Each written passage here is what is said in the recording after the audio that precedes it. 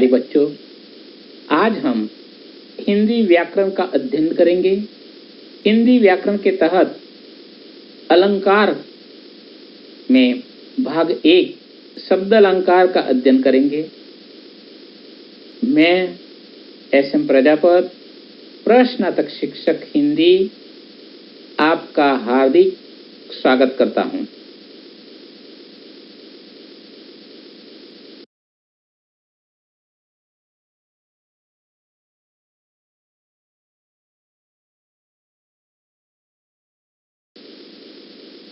अलंकार, अलंकारोति इति अलंकार। अलंकार की परिभाषा देखें तो अलंकारोति इति अलंकार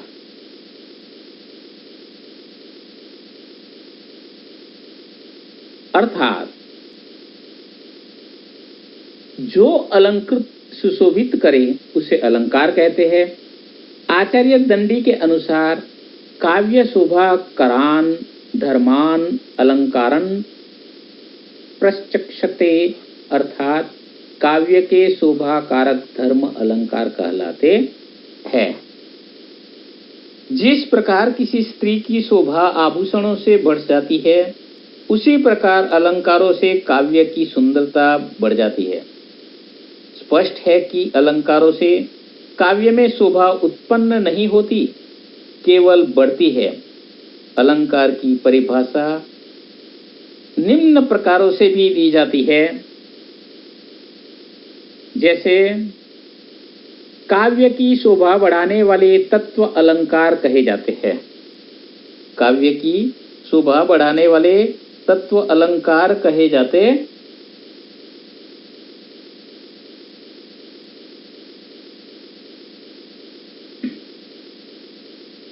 अर्थात अलंकार शब्द दो शब्दों के योग से निर्मित है।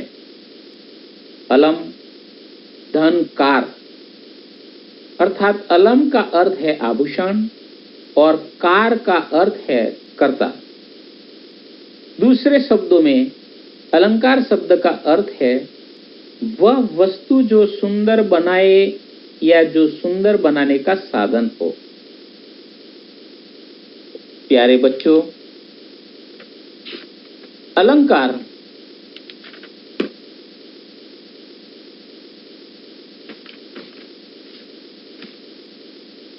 अलंकार शब्द का अर्थ है आभूषण या गहना।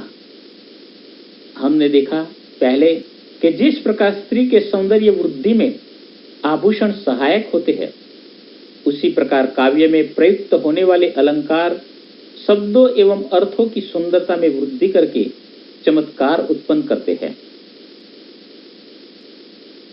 अगर हम अलंकारों के महत्व के बारे में अगर देखें तो अलंकार काव्य के लिए अत्यंत उपयोगी एवं महत्वपूर्ण माने गए हैं।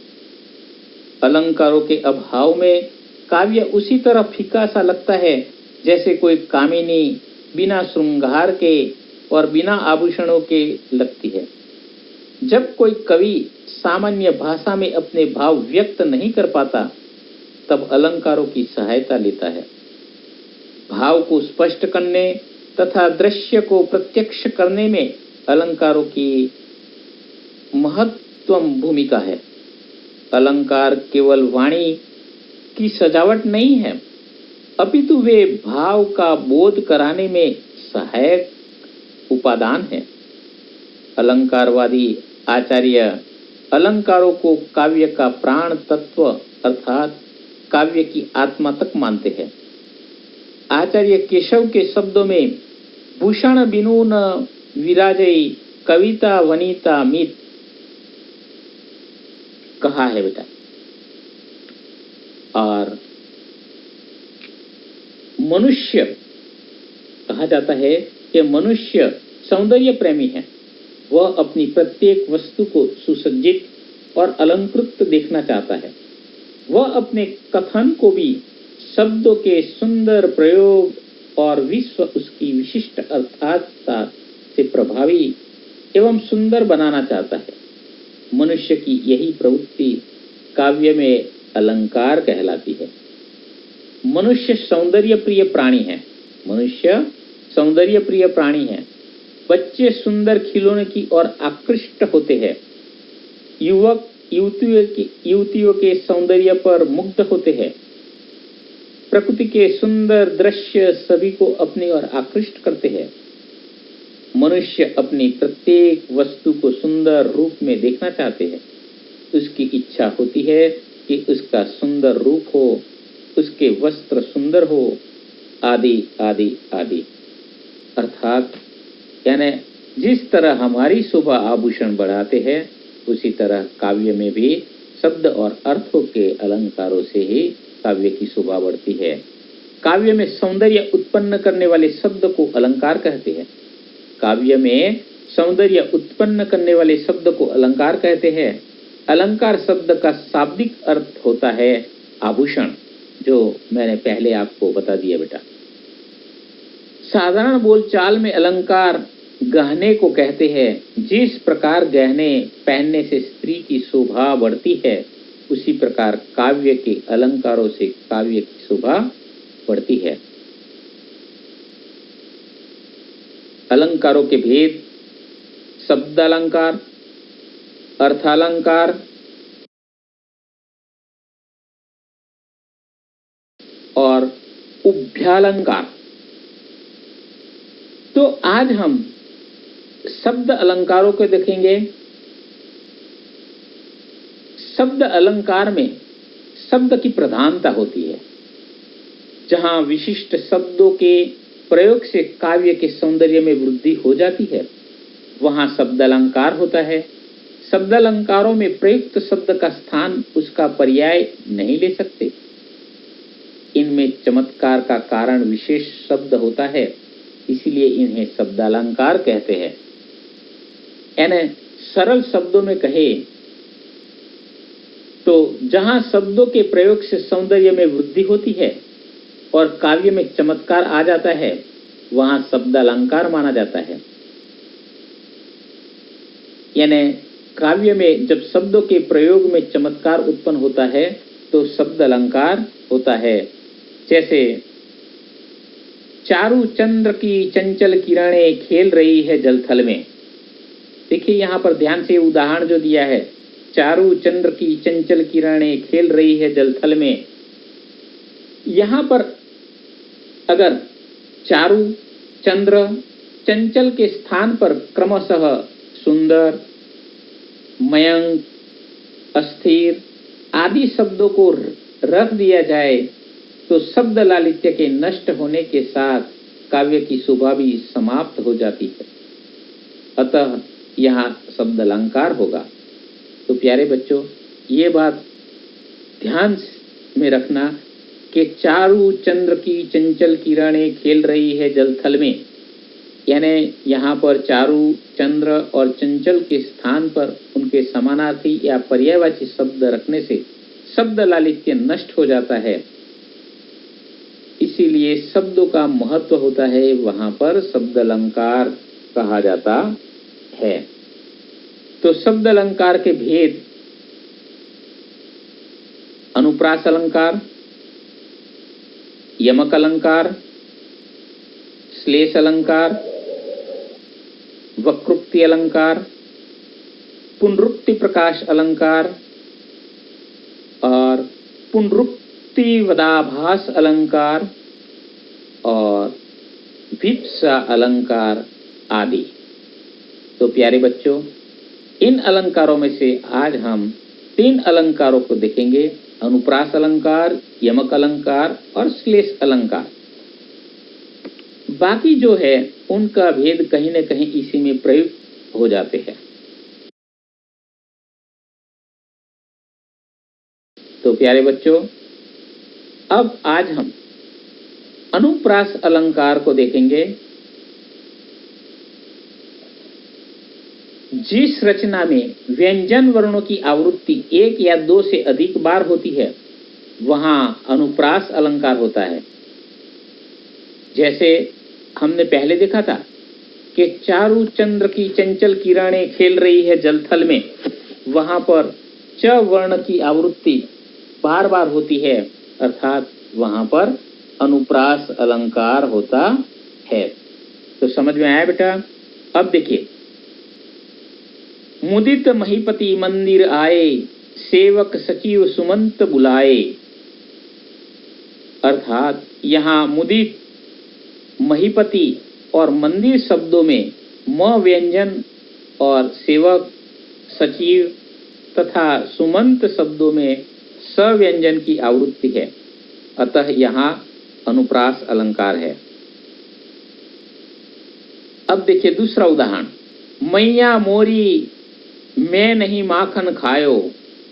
देखिए, मैया मोरी मैं नहीं माखन खायो, यहाँ पर म वर्ण की आवृत्ति मैया, मोरी, मैं और माखन में म वर्ण की आवृत्ति बार बार होती है, इसलिए वहां पर अनुप्रास अलंकार है। और यहाँ पर देखिए दूसरा वाक्य, कन्हैया किसको कहेगा तू मैया। देखिए यहाँ पर कन्हैया में क, किसको क और कहेगा क वर्ण की आवृत्ति बार बार होती है, अर्थात वहां पर अनुप्रास अलंकार है। अनुप्रास अलंकार के भेद छेकानुप्रास, वृत्त्यानुप्रास, श्रुत्यानुप्रास, अंत्यानुप्रास और लाटानुप्रास। तो प्यारे बच्चों, यहाँ पर आप छेकानुप्रास जो देखेंगे, छेकानुप्रास में जहाँ एक या अनेक वर्णों की एक ही क्रम में एक बार आवृत्ति हो, वहाँ छेकानुप्रास अलंकार होता है। जैसे इस करुणा कलित हृदय में अब विकल रागिनी बजती, यहाँ पर करुणा कलित में छेकानुप्रास अलंकार है। दूसरा वृत्त्यानुप्रास अलंकार, तो वृत्त्यानुप्रास काव्य में 5 वृत्तियां होती है, मधुरा, ललिता, प्रौढ़ा, पुरुषा और भद्रा। कुछ विद्वानों ने 3 वृत्तियों को ही मान्यता दी है, उपनागरिका, पुरुषा और कोमला। इन वृत्तियों के अनुकूल वर्ण साम्य को वृत्त्यानुप्रास कहते हैं। जैसे कंकन, किम, किनी, नुपुर, धुनी, सुनी, यहाँ पर न की आवृत्ति 5 बार हुई है और कोमला या मधुरा वृत्ति का पोषण हुआ है, अतः यहाँ वृत्त्यानुप्रास अलंकार है। प्यारे बच्चों, अब देखिए श्रुत्यानुप्रास। श्रुत्यानुप्रास जहाँ एक ही उच्चारण स्थान से बोले जाने वाले वर्णों की आवृत्ति होती है, वहाँ श्रुत्यानुप्रास अलंकार होता है। जैसे तुलसीदास सिदती, निशी दिन देखत तुम्हारा निठुराए। यहाँ पर त, द, स, न एक ही उच्चारण स्थान अर्थात दंत्य से उच्चरित होने वाले वर्णों की कई बार आवृत्ति हुई है, अतः यहाँ श्रुत्यानुप्रास अलंकार है। अब चौथा अंत्यानुप्रास अलंकार। अंत्यानुप्रास अलंकार जहाँ पद के अंत के एक ही वर्ण और एक ही स्वर की आवृत्ति हो, वहाँ अंत्यानुप्रास अलंकार होता है। जैसे जय हनुमान ज्ञान गुण सागर, जय कपीसती हूँ लोक उजागर। यहाँ दोनों पदों के अंत में आगर की आवृत्ति हुई है, अतः वहाँ अंत्यानुप्रास अलंकार है। और अंतिम 5वां है लाटानुप्रास। लाटानुप्रास जहाँ समानार्थक शब्दों या वाक्यांशों की आवृत्ति हो परंतु अर्थ में अंतर हो, वहाँ लाटानुप्रास अलंकार होता है। जैसे पूत सपूत तो क्यों धन संचय, पूत सपूत तो क्यों धन संचय, पूत कपूत तो क्यों धन संचय। यहाँ प्रथम और द्वितीय पंक्तियों में एक ही अर्थ वाले शब्दों का प्रयोग हुआ है, परंतु प्रथम और द्वितीय पंक्ति में अंतर स्पष्ट है, अतः यहाँ लाटानुप्रास अलंकार है। तो प्यारे बच्चों, ये अनुप्रास अलंकार और उनके 5 भेद आपको अच्छी तरह से समझ में आ गए होंगे। अब देखते हैं हम यमक अलंकार। यमक अलंकार में देखिए वही शब्द पुनि पुनि परे अर्थ भिन्न ही भिन्न, अर्थात जिस रचना में एक ही शब्द दो या दो से अधिक बार आए और उसका अर्थ हर बार भिन्न हो, वहां यमक अलंकार होता है। तो प्यारे बच्चों, समझ में आया कि जिस रचना में या जिस काव्य में एक ही शब्द दो या दो से अधिक बार प्रयुक्त होता है और उसका अर्थ हर बार भिन्न होता है, वहां पर यमक अलंकार होता है। तो जैसे काली घटा का घमंड कटा, काली घटा का घमंड कटा, यहाँ पर घटा शब्द दो बार प्रयुक्त हुआ है। इसमें प्रथम घटा का अर्थ है बादल एवं द्वितीय घटा का अर्थ है घटना, अर्थात कम होना। अतः हम कह सकते हैं कि यहाँ पर काव्य का अर्थ काले बादल का घमंड अर्थात प्रकोप कम होने से है। अतः हम कह सकते हैं ये यमक अलंकार है। दूसरा उदाहरण देखिए, कनक कनक ते सो गुनी मादकता अधिकाय, वा खाए बोराए जाए वा पाए बोराए। अर्थात यहाँ पर कनक शब्द का प्रयोग दो बार हुआ है। प्रथम कनक का अर्थ है धतूरा तथा द्वितीय कनक का अर्थ है सोना। इस पंक्ति से कवि का आशय यहाँ पर यह है कि धतूरा एक मादक फल होता है जिसके सेवन से व्यक्ति नशे में धूर्त हो जाता है, परंतु इस मादक धतूरे से भी 100 गुना अधिक नशा सोने में अर्थात स्वर्ण में होता है। ऐसा इसलिए क्योंकि धतूरा खाने से व्यक्ति अपने होशो हवास खो देता है, परंतु स्वर्ण को पाने भर से ही कोई भी अच्छा व्यक्ति अपना मानसिक संतुलन खो देता है एवं वह इसे जल्दी से जल्दी अपने हित में प्रयोग करने को सोचता है। तो देखिए यहाँ पर कनक कनक दोनों शब्दों का अर्थ अलग अलग है। तो ये प्यारे बच्चों आपको समझ में आ गया होगा। अब हम देखेंगे श्लेष अलंकार। श्लेष शब्द का अर्थ होता है चिपका हुआ अथवा जुड़ा हुआ। जब कभी किसी काव्य पंक्ति में किसी शब्द को एक बार ही लिखा जाए परंतु बार बार पढ़ने पर उसके एक से अधिक अर्थ निकलते हैं, तब वहां पर श्लेष अलंकार प्रयुक्त होता है। जैसे मधुबन की छाती को देखो, सूखी इसकी कितनी कलियां। देखिए यहाँ पर दो पंक्तियां है, मधुबन की छाती को देखो, सूखी इसकी कितनी कलियां। अर्थात यहाँ पर कलिया शब्द के दो अर्थ सामने आते हैं।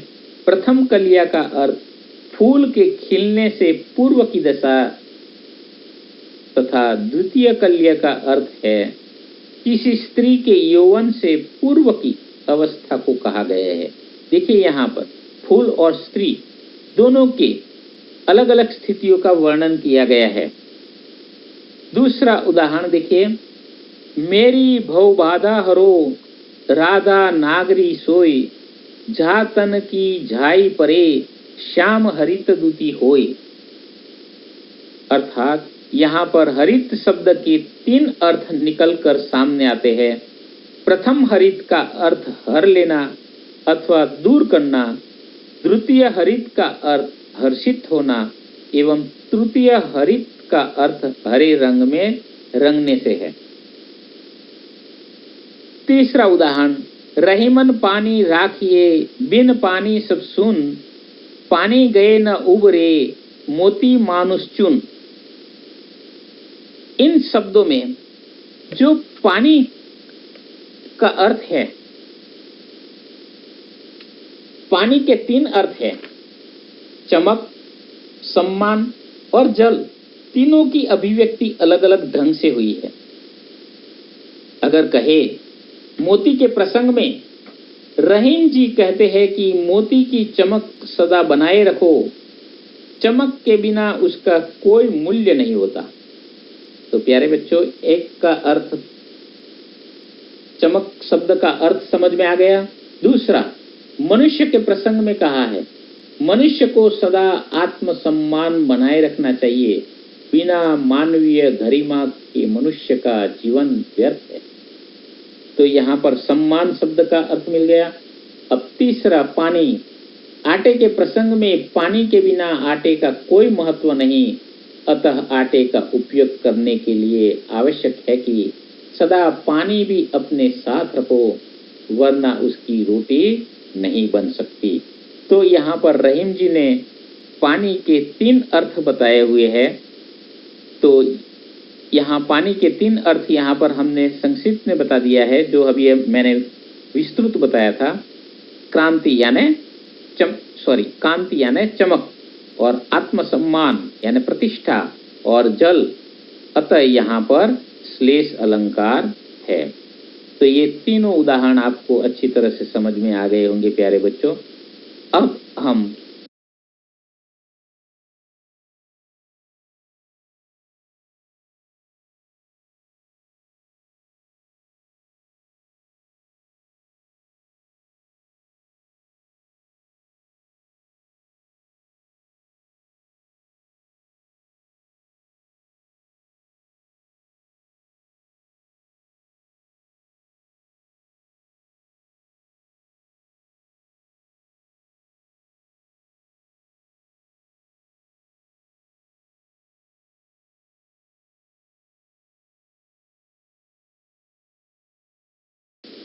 जो आज अध्ययन किया इसका मूल्यांकन करेंगे, और ये मूल्यांकन आप अपनी कॉपी, गृह कार्य की कॉपी में अंकित कीजिए।